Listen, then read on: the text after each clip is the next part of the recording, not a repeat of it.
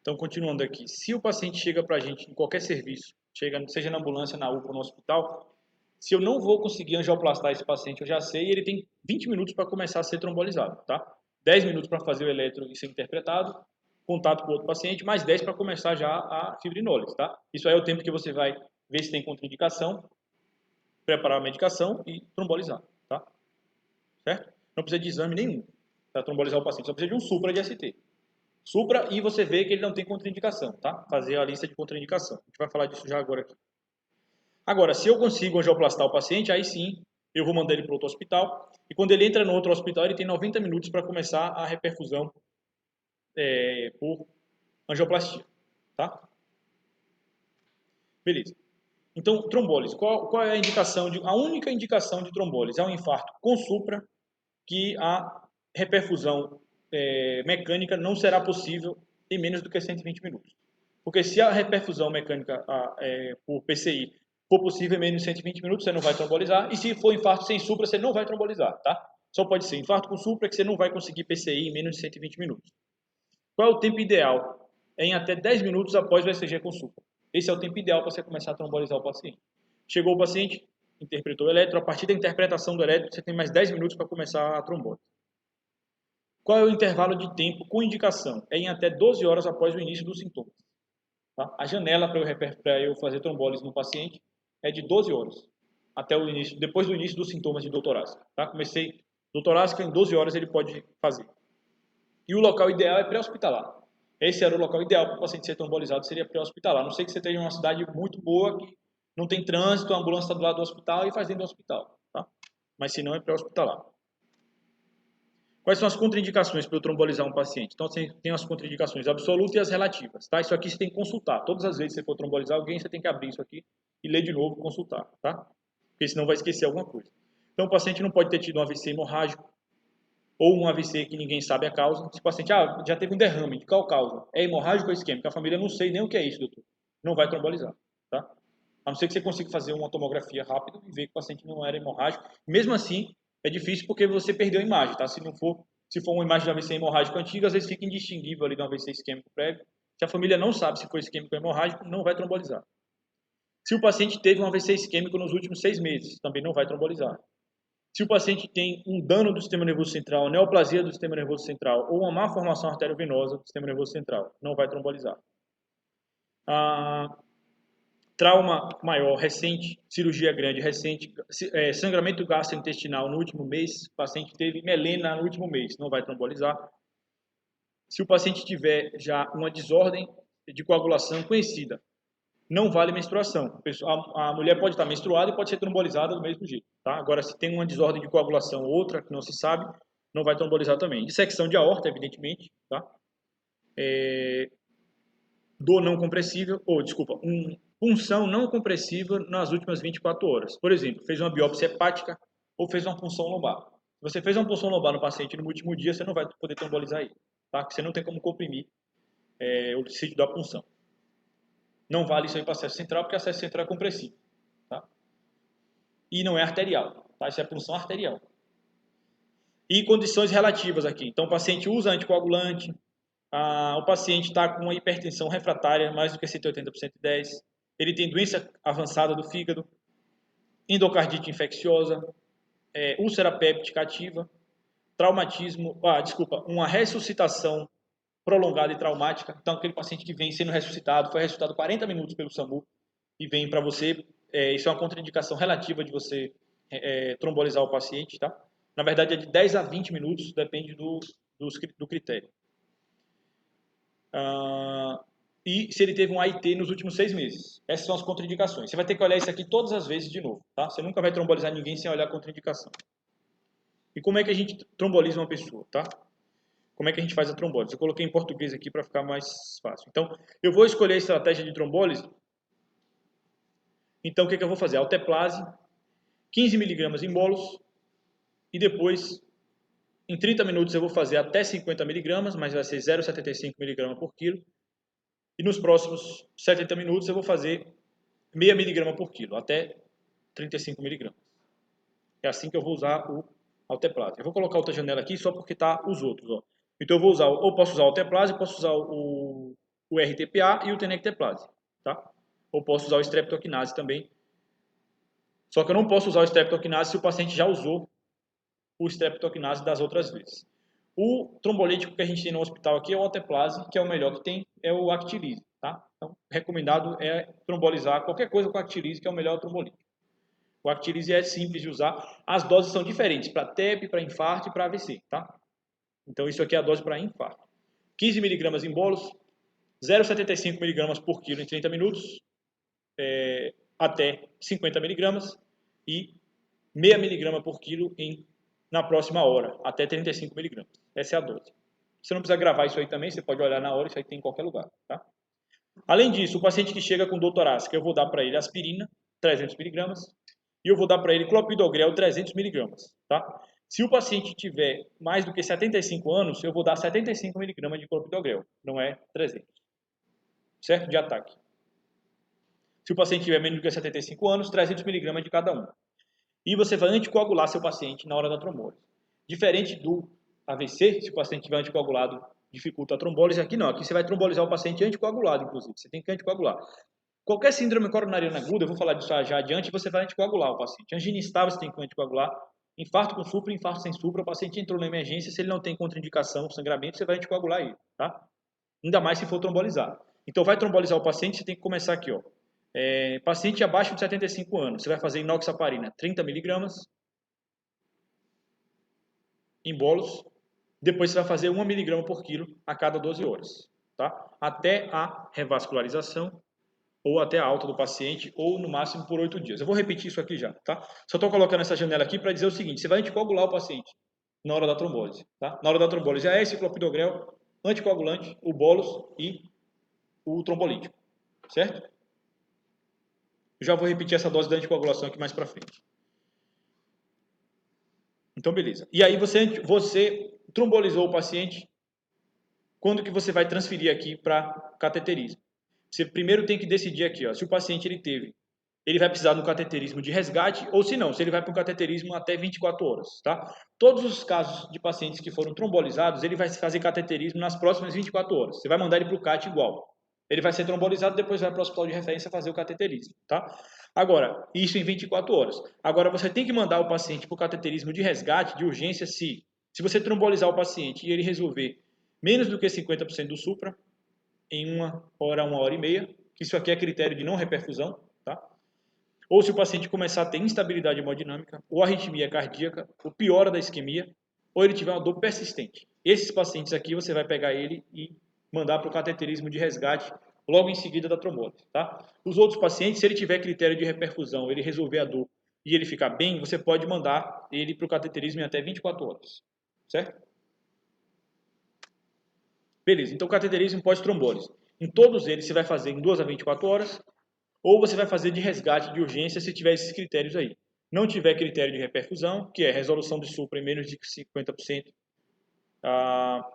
em 60 a 90 minutos da trombólise, ou se ele tiver instabilidade elétrica ou hemodinâmica, ou se ele piorar a isquemia, ou se tiver dor persistente, tá?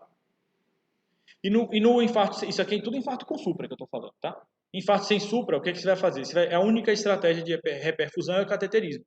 Então, todo infarto sem supra vai ter que ir fazer cateterismo, tá? Eu já vou falar adiante em que momento é que esse paciente vai fazer cateterismo no infarto sem supra. Mas tudo que eu estou falando daqui para trás é tudo infarto com supra, tá? Infarto com supra vai trombolizar ou fazer cateterismo nesse tempo aí que eu comentei. Tudo bem até aí? É grande, o assunto é grande mesmo, é denso, mas tem que ter essa noção aí para encaminhar o paciente certo, tá?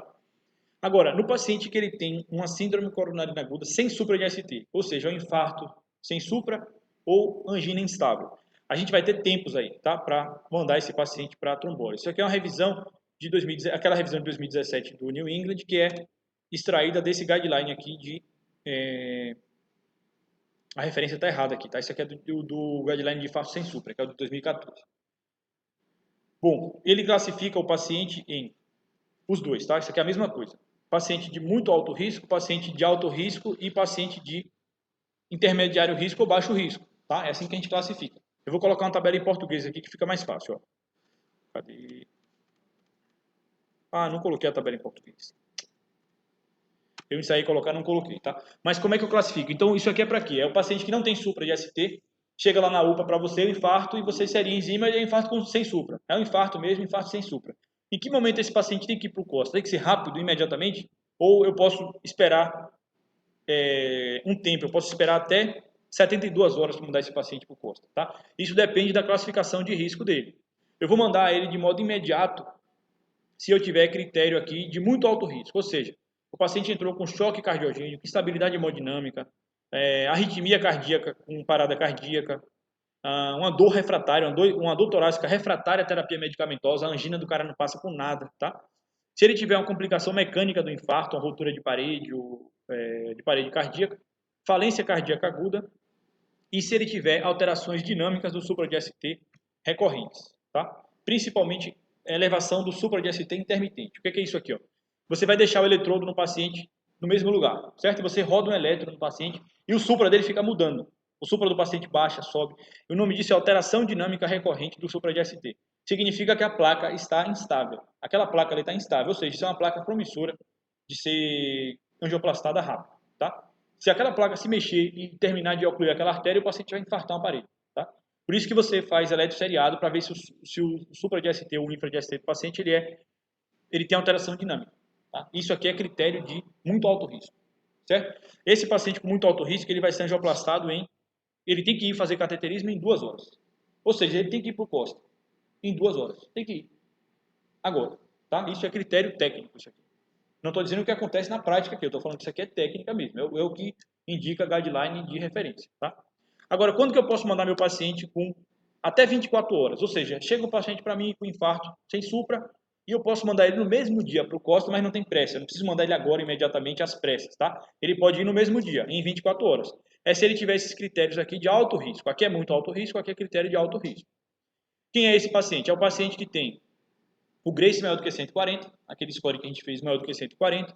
Ele tem troponina em elevação, a troponina dele está só se elevando, tá? Ou ele tem um infra de ST novo, tá? Ele tem uma nova alteração do segmento ST, uma depressão do segmento ST. Esse paciente aqui, ele vai no mesmo dia fazer cateterismo. Eu classifiquei ele como infarto sem supra. Todo paciente com infarto sem supra vai ter troponina elevando. Ou seja, todo paciente com infarto sem supra, ele é pelo menos em 24 horas. Nenhum paciente com infarto sem supra vai entrar nesse critério aqui de 25 a 72 horas. Infarto sem supra já é aqui, tá? Ou seja, esses pacientes aqui que entram no critério de risco intermediário, que é esse que eu vou mandar em 25 a 72 horas, são as anginas instáveis, tá? Anginas instáveis que entram nesse critério aqui, ó. O Grace de 109 a 140, o time maior do que 2, fração de ejeção reduzida, angina pós-infarto.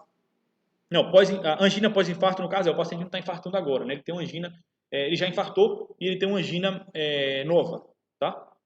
Mas que não é um novo infarto. Paciente diabético, insuficiência renal e se ele já fez angioplastia ou bypass prévio, tá? Você não precisa gravar isso aqui, não. Isso aqui tem que ter no protocolo da sua instituição, isso aí tem que estar listado para você, tá? Estou falando aqui para você já ter isso na sua cabeça, para você conseguir perfilar pelo menos o paciente quando você receber. Mas isso aqui tem que ter no protocolo da sua instituição, você tem que ir lá e consultar isso aqui, certo? Essa lista. Mas dessa forma você classifica o paciente com angina instável ou infarto sem supra em muito alto risco, risco intermediário e baixo risco. Assim você sabe se ele tem que fazer CAT em 2 horas, no mesmo dia, ou em 72 a 75 a... desculpa, 25 a 72 horas. Tá? Ficou claro isso aí? Então, beleza.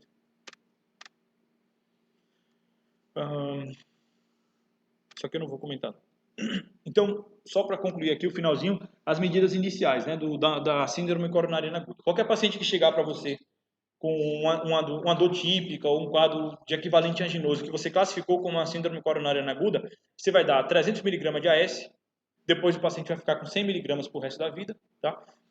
Você vai dar 75 mg de clopidogrel se ele for maior do que 75 anos, ou você vai dar 300 mg se ele for menor do que 75 anos, tá? Isso de ataque. Depois ele vai ficar com 75 mg até 1 ano depois do infarto, tá? Isso significa que se você pegar paciente usando clopidogrel mais do que 1 ano depois do infarto, você suspende o clopidogrel, tá? Não é raro você pegar o paciente usando clopidogrel aí direto, não, tá? Se ele não tiver critério para usar, você vai suspender. E você vai anticoagular o paciente. anticoagular. Entrou com angina instável, você tem que anticoagular o paciente. Tá? Entrou com infarto, com supra ou sem supra, anticoagulação. A não ser que o paciente esteja sangrando ou tenha uma contraindicação para ser anticoagulado. De preferência, você vai anticoagular o paciente com Clexane, 1 mg por quilo de 12 em 12 horas. Sendo que se você for fazer trombólise, você tem que fazer uma dose de ataque de 30 mg. Certo? Se o paciente tiver mais do que 75 anos, você não vai fazer dose de ataque para trombolizar e você vai dar para ele 0,75 mg de 12 em 12 horas. A dose muda se o paciente for maior do que 75 anos. E se ele tiver o clearance de creatinina menor do que 30, você pode anticoagular ele com heparina não fracionada, ou você pode anticoagular ele assim, 1 mg por quilo uma vez ao dia. Certo? É uma opção também.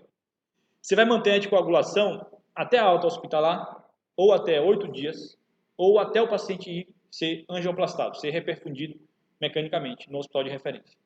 Certo?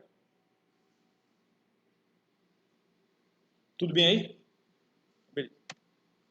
Além disso, você vai dar protetor de mucosa gástrica, você pode dar ranitidina 50 mg de 8 em 8, tem a mesma eficácia, você pode dar omeprazol 40 mg dia. Tá? O paciente está anticoagulado e antiagregado.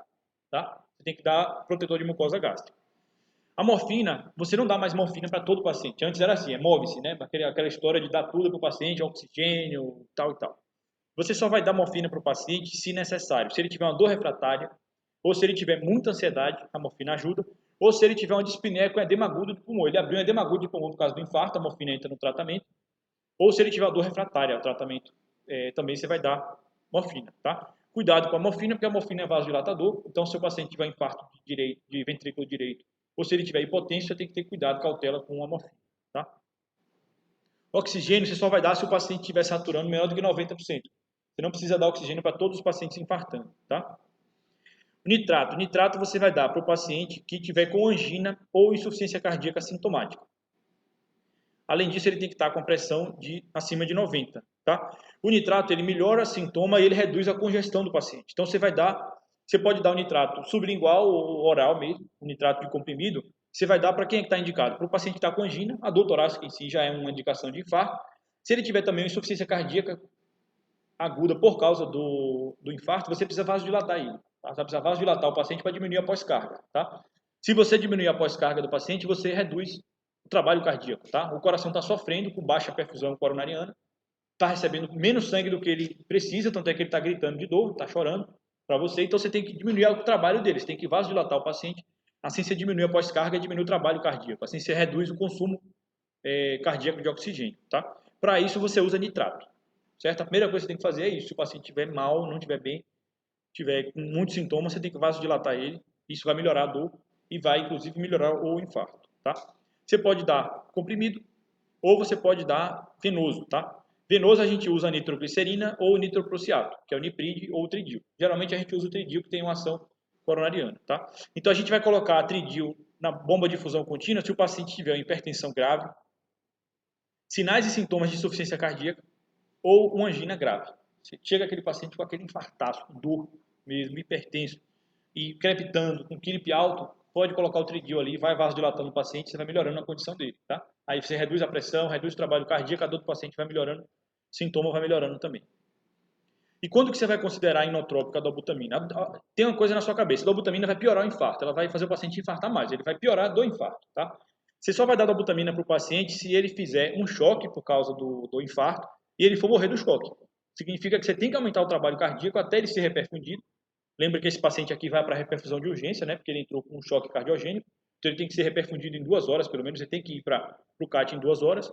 Mas até chegar lá, se você não colocar dobuta, o trabalho cardíaco está tão ineficaz que o paciente vai morrer do choque. É aí que você vai colocar. Mas tenha em mente que o coração vai piorar a situação dele, você vai piorar o infarto. Tá? Você não bota dobutamina para o infarto se você não precisar colocar. Você só vai colocar dobutamina para o infarto se o paciente necessitar. Tá? Então é uma insuficiência cardíaca severa, com hipotensão, e o paciente abrir um choque cardiogênico. Certo? Aí você vai colocar dobutamina com cuidado, mas vai ter que colocar nesse caso. E os últimos slides aqui, sempre você vai colocar a estatina, tá? Então a gente coloca, na verdade, a simvastatina aqui no hospital, mas assim, a droga é a atorvastatina, 40 mg, tá? A atorvastatina, 40 mg, o alvo de LDL desse paciente é menor do que 70. Beta-bloqueador, você vai colocar para todos os pacientes se eles tolerarem nas primeiras 24 horas. Beta-bloqueador, qualquer paciente que infartou, se ele tolerar, ou seja, se a pressão dele tolerar, sintoma tolerar e a frequência cardíaca tolerar, nas primeiras 24 horas você vai introduzir beta-bloqueador para ele. Tá? A situação do IECA já é diferente, IECA e BRA. Você vai colocar o IECA e BRA nas primeiras 24 horas se o paciente tiver uma evidência de insuficiência cardíaca, não precisa ser necessariamente com fração de ejeção reduzida, basta estar infartado com evidência de IC, você pode colocar nas primeiras 24 horas. Se ele for diabético ou se ele infartar a parede anterior. Geralmente, qualquer paciente com infarto, ele se encaixa nesses critérios aí. Dificilmente um paciente infartado, ele não vai ter uma evidência de ICC sintomática, ou não vai infartar a parede anterior, ou não vai ser diabético. Geralmente, ele vai precisar de ECA e beta-bloqueador depois do infarto, tá? Só pelo infarto. Você também vai colocar nas primeiras 24 horas se ele tolerar. Isso aqui vai substituir o seu vasodilatador, tá? Você vai tirando o seu niprid à medida que o IECA e o BRA e o beta-block vão fazendo efeito no paciente, certo? E a pressão vai tolerando, o paciente vai melhorando o sintoma. Já a espironolactona, ela não tem indicação só no infarto, tá? Ela tem a indicação clássica que é IC com fração de ejeção reduzida. A mesma indicação de qualquer IC de fração de ejeção reduzida. Ela não tem indicação específica no infarto. Diferente de beta-bloqueador e ECA e BRA. E beta-bloqueador e ECA e BRA, se o paciente tolerar e puder, é melhor ele usar, tá? O IECA e o BRA, se ele tiver esses critérios aí. E o alvo de pressão desse paciente, se ele tolerar, eu quero uma pressão menor do que 140, menor do que 120 se ele for de alto risco e ele tolerar. Se o paciente tolerar uma pressão mais baixa, é melhor deixar ele ambulatoriamente com uma pressão mais baixa, tá? Mas isso é mais para frente, depois que o paciente melhorar da fase aguda. E outras coisas, o paciente tem que fazer um eco no internamento, ele tem que cessar tabagismo. Esse paciente ele tem que usar um protetor de mucosa gástrica na alta, porque ele vai com 2 antiagregantes plaquetários por 1 ano, tá? Então, o omeprazol na alta para o paciente profilático, para ele não abrir uma úlcera. Eu vou anticoagular esse paciente depois da alta, depois dos 8 dias, se essas são as indicações normais, tá? De todo mundo já. O paciente tem um trombo no ventrículo esquerdo ou tem fibrilação atrial. Tá? Eu já ia anticoagular esse paciente de qualquer jeito, um paciente funcional que tenha fibrilação atrial, tenha trombo, a gente vai anticoagular igual, tá? E controle do diabetes. Certo? Então, último slide aqui. Novamente, a medicina é uma ciência de incerteza e a arte da probabilidade, tá? Então, a gente sempre tem que usar preditores de probabilidade para a gente entender se o paciente está infartando, se não está infartando. Nada disso aí que eu falei é absoluto, não, tá? Então, vou parar a gravação aqui.